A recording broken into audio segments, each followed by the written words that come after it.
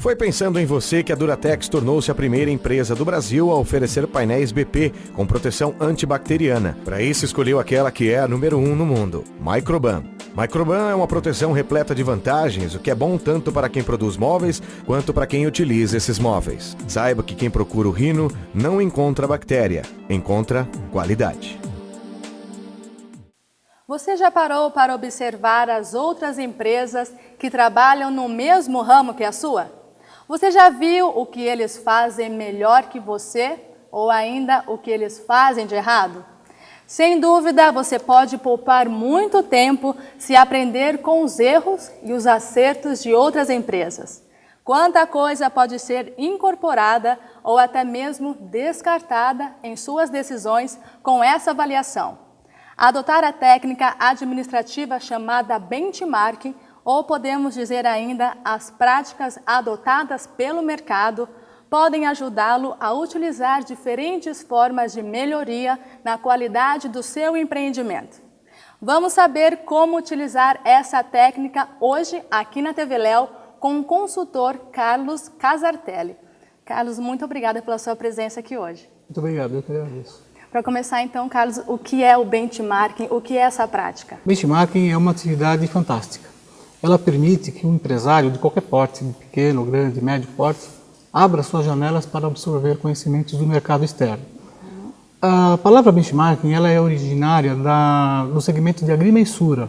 O agrimensor, quando ele vai preparar um terreno para construir um prédio, uma estrada, um viaduto, ele faz um conhecimento prévio desse terreno, ele usa inclusive instrumentos como o teodolito, ele põe uma régua para fazer medidas, ele vai conhecer o mercado. Esse agrimensor ele faz um benchmarking. E o ramo de negócios, né, o ramo corporativo, absorveu essa nomenclatura, que o conceito é exatamente o mesmo, é você olhar para o mercado, olhar para as outras empresas e absorver conhecimentos para que você possa utilizar esses conhecimentos dentro do seu negócio e, ao mesmo tempo, obter retorno, né, em diversas áreas. Carlos, para deixar bem claro, a gente não pode dizer que adotar as práticas de uma empresa é simplesmente copiar. Quais são então os procedimentos que devem ser realizados desde a avaliação até a prática efetiva? Perfeitamente, Gabriela. O fato do benchmarking é você não copiar ninguém. Né? O cerne da questão é você conhecer outras empresas, é um processo de aprendizado onde você vai incorporar isso dentro do seu negócio. Para falar resumidamente do benchmarking, você tem 5 etapas básicas para você construir um bom plano de benchmarking.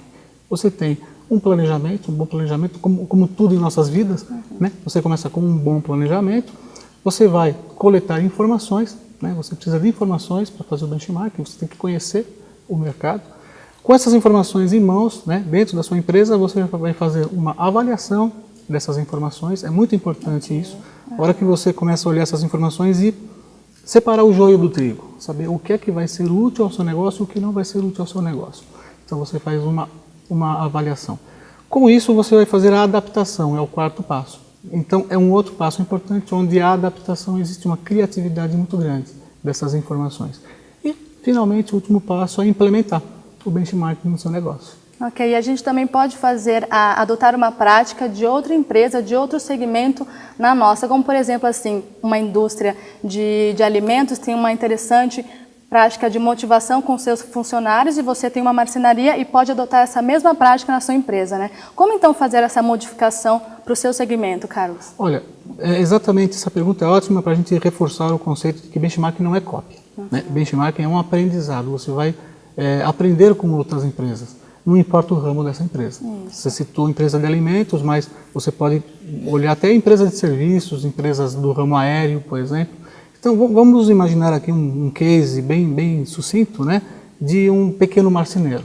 Ele tem uma pequena marcenaria e ele resolveu fazer benchmark. Ele está fazendo benchmark. Então, ele vai olhar as empresas que estão no mercado. Então, ele vai pesquisar na internet, ele vai pesquisar nas revistas, nos jornais. E aí ele descobre que tem uma empresa aérea. Essa empresa aérea está fazendo um trabalho de encantamento do cliente. Então, o proprietário da empresa aérea, né, o diretor, ele vai na porta da aeronave, recepciona os passageiros, cumprimenta-os um a um, estende um tapete vermelho, né, e faz um trabalho que supera a expectativa do cliente. Puxa, mas como é que isso eu vou colocar na minha marcenaria?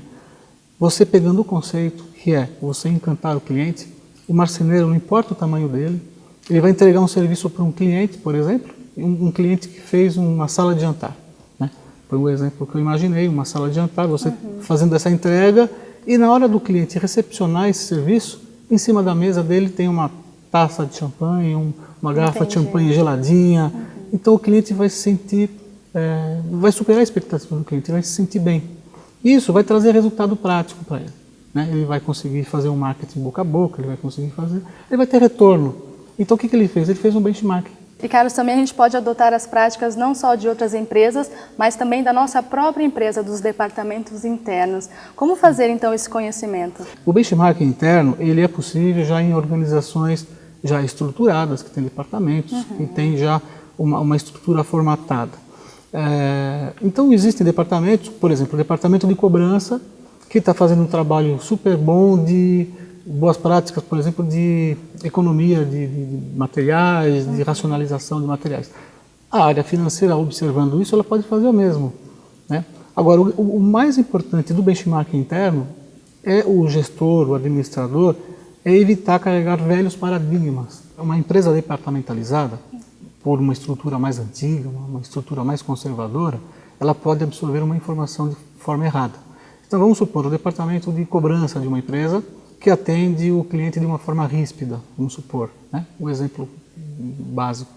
O departamento de vendas acha esse tipo de procedimento interessante, acha que está certo fazer dessa forma, e ele incorpora, ele faz um benchmarking desse trabalho. Então ele procura buscar esse conceito. E ele vai atender os clientes de uma forma ríspida também. Então ele buscou um paradigma dentro da empresa, que é considerado padrão, que é considerado normal. Na verdade, ele não está trazendo benefício para a empresa, ele vai trazer prejuízo, vai trazer um mau atendimento ao cliente. Então deve-se tomar muito cuidado ao fazer essa avaliação. A questão da avaliação, que é o segundo ponto daqueles 5 que eu falei, é muito importante. Tá certo. E de quanto em quanto tempo deve ser feita essa observação no mercado, na sua empresa? Não existe um prazo determinado para se fazer benchmark. O gestor, o empresário, tem que entender que o benchmarking é uma filosofia de trabalho, né? É um modo de conduzir o seu próprio negócio, onde ele vai olhar o mercado de uma forma constante, perene. E a partir do momento que ele tem uma estrutura e que isso começa a funcionar, vira uma constante, vira uma rotina, ele acaba absorvendo conhecimentos de fora para dentro da empresa, então a gente não delimita um tempo exato para se fazer benchmark. Tá certo. E pessoal, lembrando também que em nossa página no www.tvleo.tv, essa aí que você está nos assistindo agora, você pode postar os seus comentários, as suas dúvidas ou até fazer sugestões de temas para as nossas entrevistas semanais. Carlos, para continuar então a nossa entrevista, na verdade para finalizar, como então a gente deve aprender com os erros e os acertos das outras empresas? Em primeiro lugar, o empresário, o gestor, ele tem que se despir de certas vaidades, né? Ele tem que saber que olhando para o mercado externo ele vai aprender, né? Ele não pode ficar fechado no seu gabinete e ele tem que realmente abrir a cabeça para isso. E ele tem que seguir, Gabriela, os 5 passos. Tem que planejar, tem que se informar muito bem, coletar informações, é muito importante a informação que ele coleta, avaliar a informação que vem, às vezes a informação não serve. E o 4º passo, que é a criatividade. É o caso do marceneiro que usou a garrafa de champanhe, então ele tem que usar muita criatividade. E, por fim, implementar o processo. Tá certo, e sempre vale a pena, né? Sempre vale a pena, com certeza. Muito obrigada, Carlos, pela sua presença aqui hoje. Eu que agradeço a oportunidade. Muito obrigado. Certo. Como vimos hoje, ao aplicar as práticas do mercado, não se deve apenas copiar simples receitas, mas sim adaptar as ideias às particularidades do seu negócio. Aceite esse desafio e saiba que o aprimoramento constante de suas práticas pode trazer inúmeras vantagens competitivas para a sua empresa. Muito obrigada pela sua audiência e não se esqueça, hein? Todo dia tem um vídeo novo aqui na TV Léo. Até o próximo programa.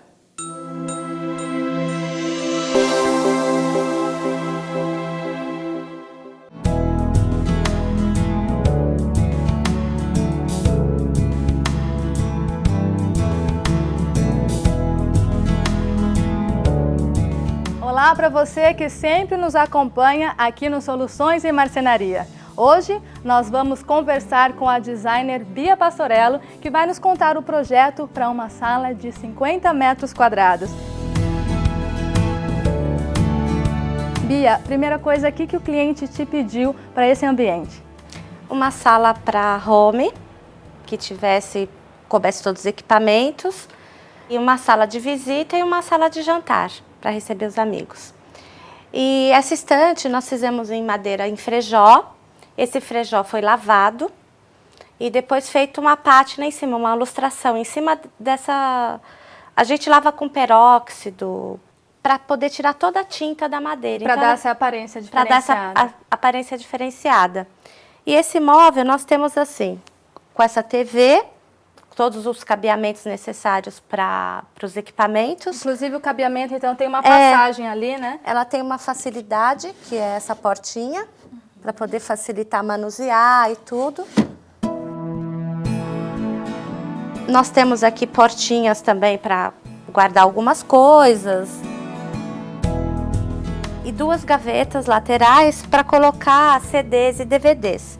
Tem um puxador diferenciado, né, que é uma cava com uma madeirinha, não é nada de metal, feito na própria marcenaria.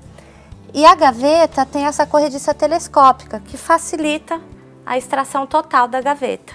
Nós fizemos esse nicho para colocar a TV, que ela ficasse praticamente embutida. E uma coisa que fica legal, que dá um detalhe, são essas bunhazinhas, que dá um diferencial, não fica aquela coisa reta, chapada, né? Qual a importância, Bia, da criação de desenhos diferenciados, então, com o uso da marcenaria sob medida? Você acha que isso, um projeto feito sob medida e com a cara do cliente, ajuda que ele proponha coisas diferenciadas, como esses detalhes no móvel, né? Isso, como esses detalhes, facilita a vida dele mesmo, porque você compra um móvel pronto, você tem que se adaptar ao móvel. E o móvel sob medida, ele se adapta à sua vida. Você escolhe que partezinha você quer colocar aqui. Então aqui eu quero colocar livros de arte, aqui eu quero colocar um porta-retrato. Que puxador você quer utilizar também. Isso. Foi também criado um bar, né, Bia? Foi feito um móvel para o bar. Vamos dar uma olhadinha nele agora.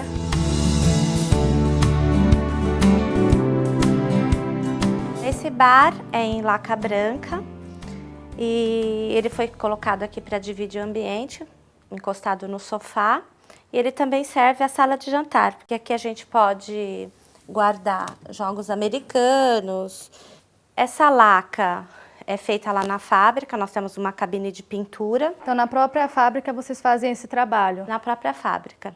Bia, vocês também confeccionaram a porta de entrada do apartamento, né? Isso. Vamos dar uma olhadinha nela? Vamos lá. Essa porta, o vão daqui foi quebrado, era uma porta menor e original dos apartamentos, da construtora. Foi feita uma porta maior, essa madeira é o pau-ferro, né, lustrado, natural. Um puxador super diferente, né? É um puxador com design exclusivo, foi mandado fazer. Qual o material desse puxador, Bia? Ele é inox com esse acabamento acetinado. E essa porta aqui, o legal é que ela é pivô, não é aquela dobradiça comum.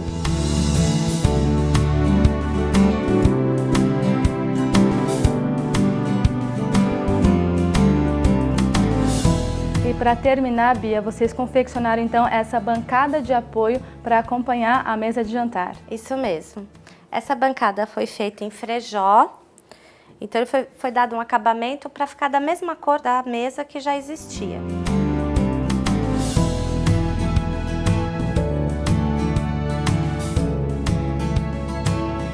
Todos esses sarrafinhos foram feitos um a um e colados um a um. Um trabalho bem artesanal. Bem artesanal. E aqui nós temos que a cliente quis para colocar copos, né? Então foi dimensionado para caber os copos que ela já tinha. Muito bem, Bia. Então, muito obrigada por ter nos mostrado esse projeto hoje. Obrigada eu que agradeço. E agradeço também meu nome, em nome dos meus 30 funcionários, que eu sempre falo que são 30 famílias, que está lá com a gente há tanto tempo. E agradeço ao meu pai também, o João Ude Pastorello, que está à frente da empresa há 30 anos. E há um ano eu assumi essa posição para ele dar uma descansada. Tá certo, Bia. Muito obrigada a você também pela sua atenção e até o próximo Soluções em Marcenaria.